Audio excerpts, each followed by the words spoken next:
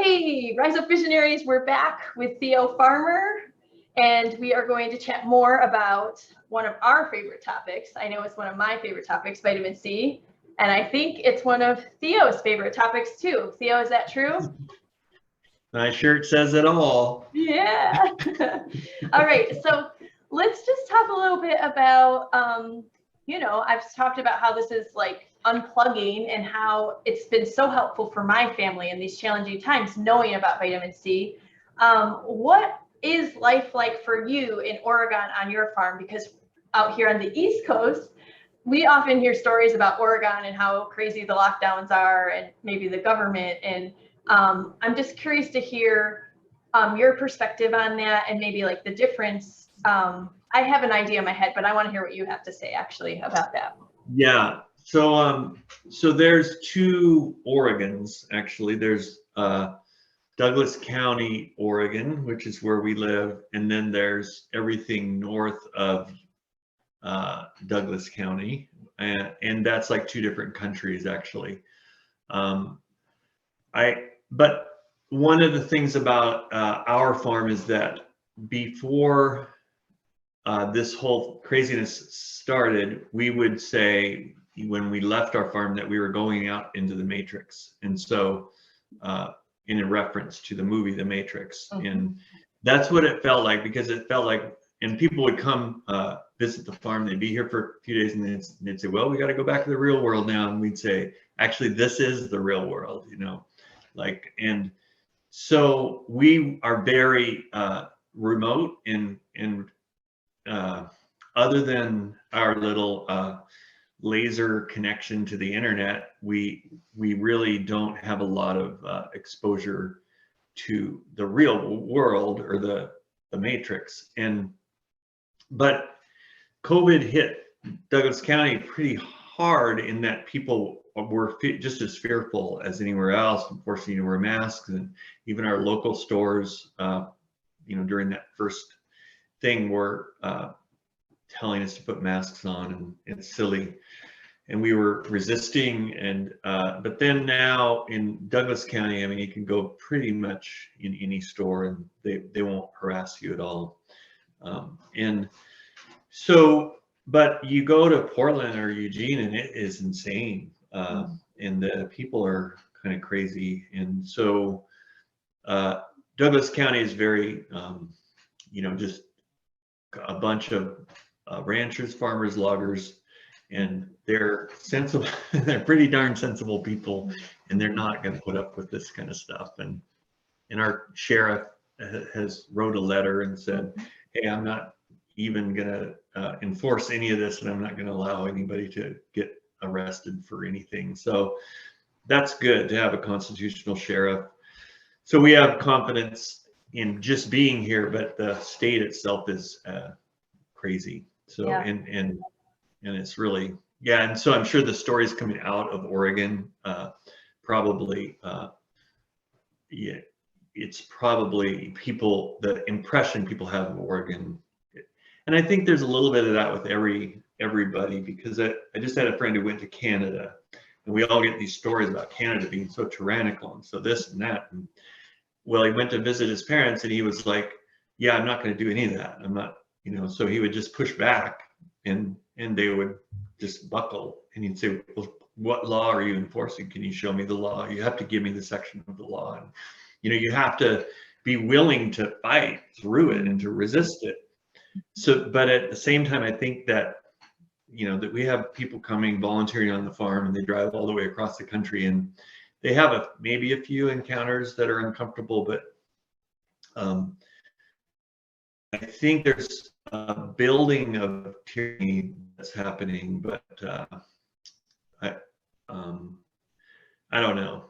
It's crazy, and that like you kind of alluded to, when you learn about vitamin C, you layer upon layer upon layer of lies. This isn't the first lie. But it's a lie that has made it so apparent. So you have to choose one or the other. You have to.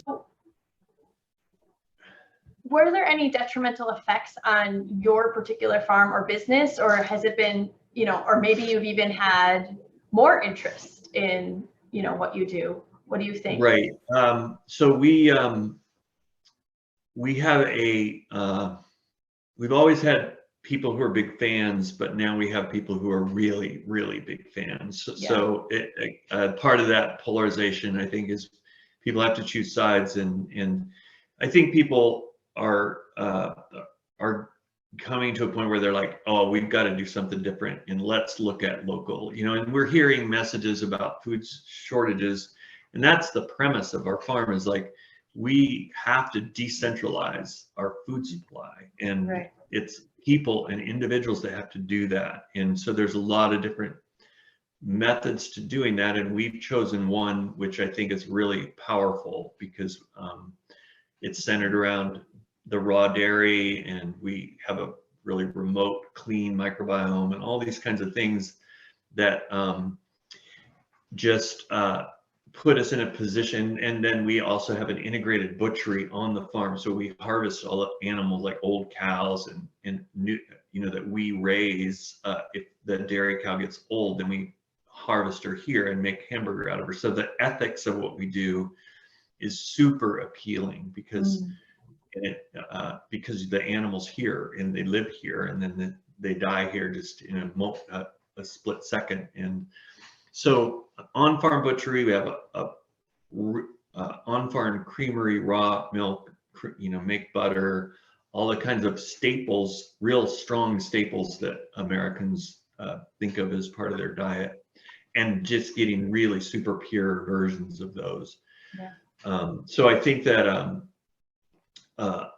what we do is super easy to market, but we've been on this 10-year challenge. It's been really challenging. We didn't start with a lot of our own financial resources, and so we've been building and building and building. And I always say that we're running the race and building the race car at the same time. You're trying to put a chain tire while this car is going 100 miles an hour, and that's kind of been the feeling of it. It's been a crazy ride in some ways, but then this COVID thing hit, and it's like a slightly different version of a crazy ride that we were already on. And so I think psychologically we were already prepared. I didn't think it would happen the way it did, because it went fast and furious over the last. I can relate to what you're saying. Like, anyone that kind of had been researching this stuff or doing things alternatively, like, we were just in a different starting place, is how I feel, than to the average person. So I'm actually really grateful for that. I mean, it's not always easy being on the front lines, but it also has some benefits. So right, a couple more questions from people, and then we're going to wrap this up. One person really wanted to know if it's okay to take ascorbic acid with ivermectin and quercetin. So vitamin C with ivermectin and quercetin. Yeah.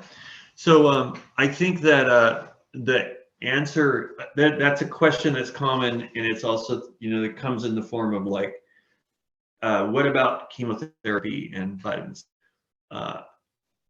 Anything you take along with vitamin C, it's probably the vitamin C that's going to benefit you the most. But ivermectin, I know, there's some kind of parasitic technology in this, and so an anti-parasitic drug is going to probably knock out the nanotechnology, the liposomes or whatever is associated with this thing, which is why it works.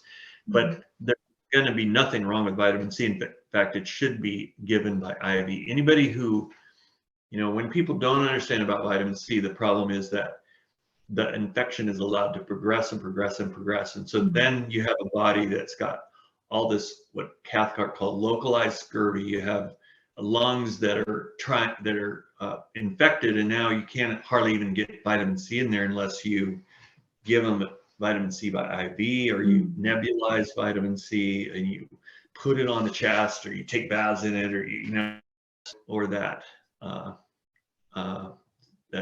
runny nose.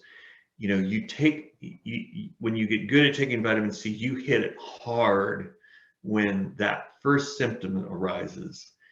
And if you wait until you're really sick, you have to take a lot. I mean, you have to take on 200 grams. And if you're not used to doing that, it's going to be hard to knock it back. Right. I think the person was more concerned about, like, can you take it together, like at the same time? Oh, at the same time? Like, you know what I mean? Like, should they be separated? Yeah. That would be something I can't answer. Yeah, and the reason that's what I thought. I can't answer that is that vitamin C is such a powerful detoxing agent that sometimes it neutralizes stuff. Right. And so if you take a pharmaceutical and you take a high dose of vitamin C with it, there's a possibility that it's going to neutralize the pharmaceutical. It's going to still benefit you as vitamin C, but you can they've shown that you can actually detox rat poison with vitamin C. You know, wow. And high dose. Yeah. Klenner, Dr. Klenner, I think I mentioned him in the children's book in the back. He would give his rattlesnake bite patients IVC, and he was able to just completely neutralize rattlesnake toxin. So that, my wife has neutralized black widow toxin. So it is electrons to cells. Oh, I can't hear you. I got it. Do you have any tips for people on advocating for loved ones for getting IV vitamin C in the hospital, because there is so much resistance to this? You have somebody in the hospital and they're seriously ill with flu bug. So the way I tell it is that that story is that people have been dying in hospitals of the flu for decades, and because they're starved of vitamin C. So if you have somebody in that condition, you want to go to the hospital, you want to say, I want IV vitamin C to be given to my loved one. And when they refuse, you say, okay, I'm going to get a lawyer and we're going to sue you because it's cheap, it's effective. And in the US, if there's a treatment that's cheap and it's effective, and you request it, the hospital cannot refuse it. And so they're putting themselves in a liability position. So you have to be willing to say that. And you do have to be willing to go ahead and call an attorney and say, I'm requesting a treatment for my loved one that's cheap and effective, and they're refusing it. So that would be the bold way to advocate. I learned about, with my handicapped son, I learned about the hospital environment and advocating for somebody who's helpless. I had to do it over and over, and I realized you have to be super strong and you have to say, this is what we're doing, and you have to do it. Yeah. Thank you. That is great advice. Well, Theo, I think we're going to wrap this up. I appreciate your time so much. Is there anything you want to say in closing? I just want to, I mean, I guess the back of our shirt says, right, if I get sick, I can take C more often. I'll take it and take it until I stop coughing. Yes. So everybody needs to memorize that poem. And when they feel sick, they just need to think about vitamin C and discover the miracle, basically. Yes. Well, thank you so much for sharing. And I will definitely put a link for your book again when we share this, and I will get it all to you. So thank you so much, Theo. I really appreciate this. And I see more talks in our future, because I'm sure we didn't get to everyone's questions. So. All right. Okay. Thank you, Susan. This has been wonderful. All right. Bye, Theo. Bye.